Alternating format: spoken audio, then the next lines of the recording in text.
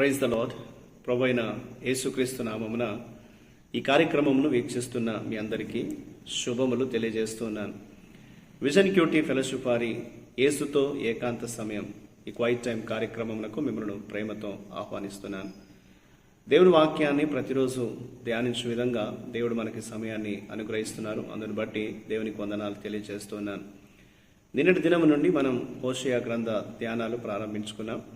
ఈరోజు మన ధ్యానం కొరకై ఏర్పాటు చేయబడిన లేఖన భాగము హోషేయ గ్రంథము 2వ అధ్యాయము 1-13 వచనాలు. ముందుగా ఈ భాగంలో మనం 8వ వచనాన్ని చదువుకుందాం.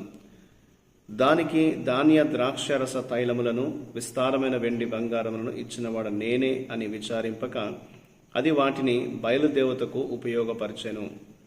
ఈనాటి లేఖన భాగం ఆధారంగా మనం ఏర్పాటు చేసుకున్న అంశం ఏదనగా ఎప్పటికీ వదులుకోని ప్రేమ, love that never gives up. దేవుని ప్రేమ ఎంత గొప్పదో, ఎంత దేవుడు మనల్ని ప్రేమిస్తున్నాడో ఈనాటి లేఖన భాగం మనం ఆలోచించినప్పుడు మనకు అర్థమవుతుంది.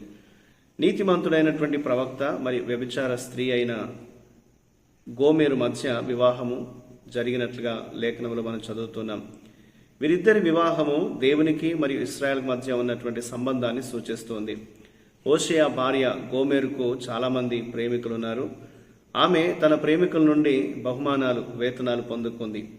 పవిత్రంగా ఉండాల్సినటువంటి ఒక ప్రవక్త భార్య వేశ్య వలె ఎలా ప్రవర్తించిందో తెలిపే కథనం ఇది.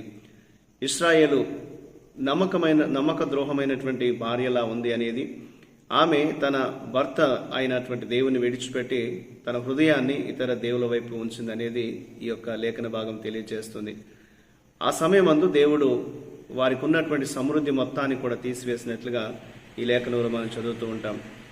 దేవుని యొక్క ప్రేమ ఇశ్రాయేలు ప్రజల పట్ల ఎంతో గొప్పగా ఉందో మనం వాక్యంలో చదువుతూ ఉంటున్నాం. దేవుడు అనేకమైన మేలుల చేత, సమృద్ధి చేత వారిని నింపి ఉన్నప్పటికీ ఇశ్రాయేలు ప్రజలు దేవుణ్ణి విడిచి వారు తమ సొంత మార్గంలోకి వెళ్ళినట్లుగా లేఖనంలో మనం చదువుతూ ఉన్నాం.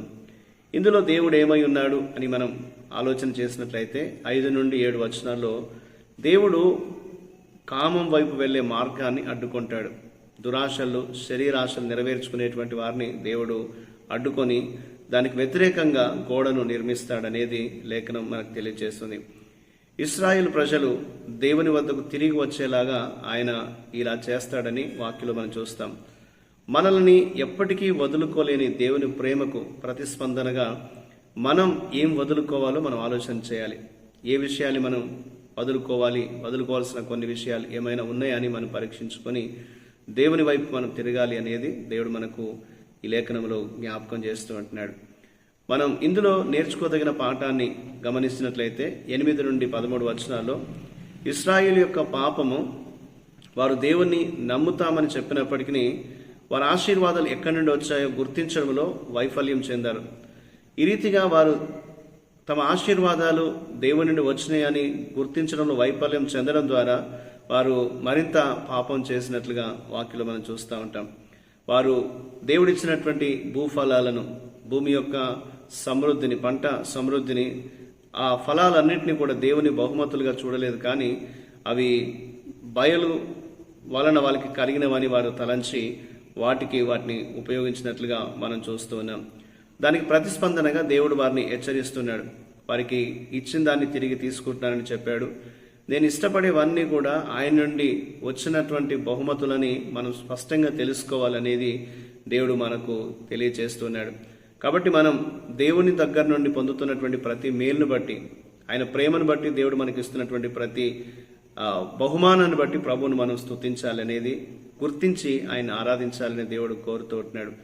మనం అన్ని వేళలా దేవుని ప్రేమను తగినటువంటి వారుగా దేవుడు ఉండాలని కోరుతూ ఉన్నాడు. కాబట్టి ఎన్నటికీ వదులుకోలేనటువంటి దేవుని ప్రేమ మన అనుదిన జీవితాల్లో మనం గుర్తించాలి.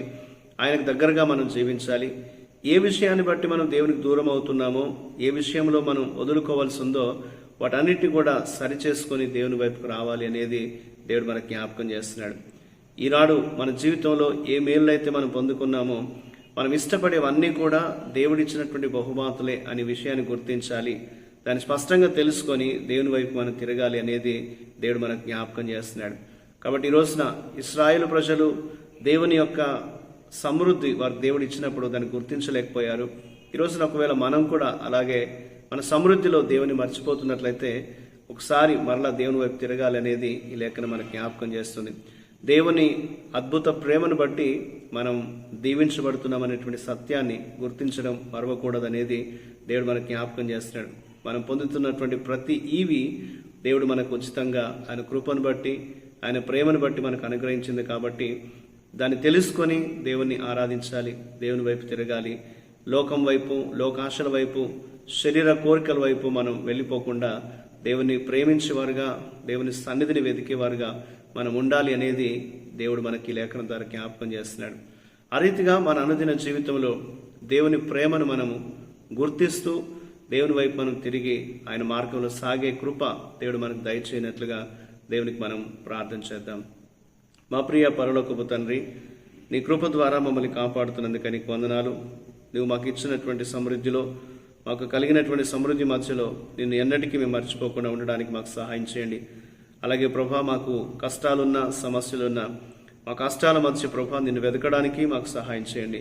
అన్ని వేళల ప్రభా మేము నీ వైపు తిరిగి నీ మార్గంలో సాగిపోయే కృప దయచేయమని యేసుక్రీస్తు నామమున ప్రార్థిస్తున్నాను తండ్రి, ఆమేన్. ప్రియులారా, మీరు సమయం తీసుకొని యొక్క వాక్య ధ్యానాన్ని విన్నందుకు మీకు ప్రత్యేకమైనటువంటి వందనాలు తెలియజేస్తున్నాను. ప్రతిరోజు మీకు అందించబడుతున్న ఈ అనుదిన ధ్యానాలు మీకు దీవెనకరంగా ఉన్నట్లయితే మీ యొక్క అనుభవాల్ని మాతో పంచుకోవాలని కోరుతుంటున్నాను. ప్రభు కృప మనందరికీ ఎల్లప్పుడూ తోడై ఉండి కాపాడునుగాక. ఆమేన్.